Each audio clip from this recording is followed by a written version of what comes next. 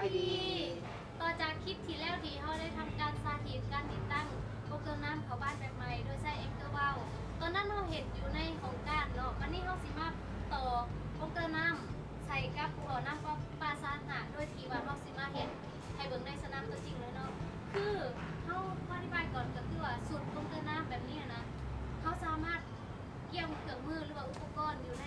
โครงการก่อนและการเทสอยู่ในโครงการก่อนได้ในเวลาที่เขาจะใส่ตัวจริงมีแต่เขาหยุกเป็นสูตรแบบนี้มาติดตั้งได้เลยซึ่งว่าก็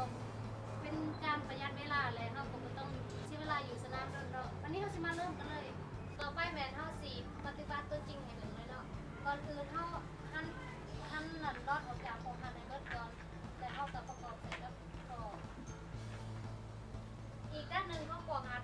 ก่อนที่มันมียางกระซึมแล้วปวดเปิดยางกระซึมก่อนเนาะแต่ว่าตัวนี้เขาปวดตรงแล้วเห็นว่ามันอยู่ในสภาพที่เย็น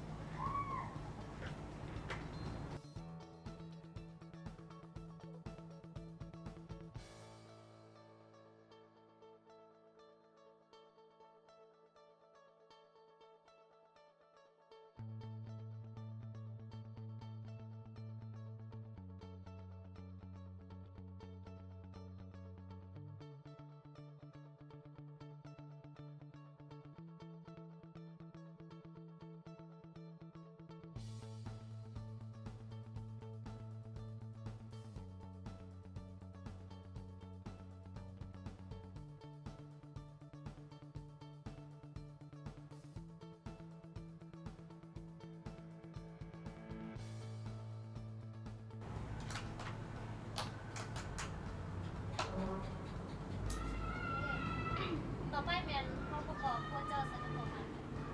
ซึ่งว่าต้องพันเกี่ยวใส่กับเกี่ยวของควรจะก่อนตรงนี้เขาพันไปแล้ว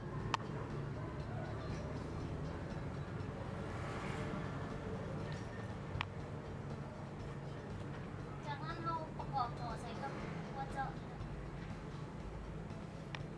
เมื่อเขาประกอบควรจะใส่กับปอกหันแล้วบัดนี้เขาสิมาต่อปอกหันใส่กับโถเฮดดี้ยูอี32ปีเล็กซิกเลยเนาะก่อนอื่นให้เขาไม่เพราะว่าเจาะออกก่อนแล้วใส่มือเขาแทกความยาวของหัวเจาะแล้วก็มาแทกใส่กับโถไม้ไว้แล้วเขาก็สุดโถเข้าไปเลย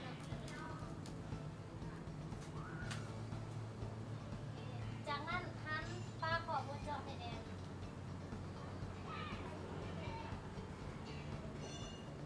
วันนี้เขาสิมาเปิดกล่องน้ำหูเนาะนี่เขาเปิดกล่องน้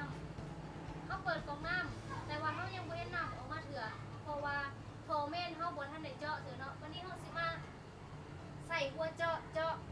โทเมนเขาก่อนอื่นให้เขาหั่นปลาขอบของหัวเจาะออกส่วนว่าอยู่ด้านเทิงมันจะมีบูสำหรับใส่กระเจี๊ยบหกเหลี่ยมให้เขาหั่นกระเจี๊ยบหกเหลี่ยมใส่ในหูของหัวเจาะในขั้นตอนนี้ก็คือเล็กที่อยู่ทางด้านในของหัวเจาะนี่มันจะเลื่อนลงไปหาถอแล้วมันจะตัดถอเนาะ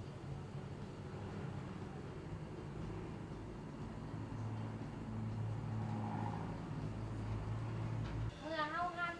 ลงจานหัวถอเม่นและตัดถอเม่นเรียบร้อยแล้วเนาะให้เฮาหั่น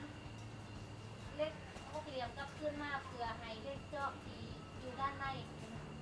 เลื่อนขึ้นมาเรื่องใกล้ทางน้ำของเราคือว่าให้น้ำออกมาแบบนี้ถ้าเจนมาน้ำออกมาแล้วจากนั้นจะแสดงว่าเขาเจาะถอเรียบร้อยแล้วเนาะแล้วเขาปิดของน้ำไว้เขาหั่นจะเจ๊เอาพวกเหลี่ยมออกแล้วเขาก็ใส่หมวกอัดปิดไว้เนาะเผื่อบอกเองน้ำออกนี่ก็คือขั้นตอนการติดตั้ง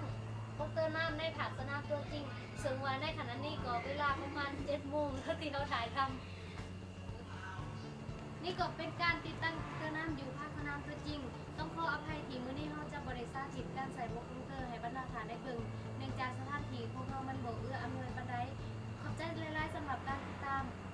มื้อนี้พวกเรา2 คนต้องขอลาไปก่อนแล้วพบกันใหม่ในโอกาสหน้าสบายดีสบายดี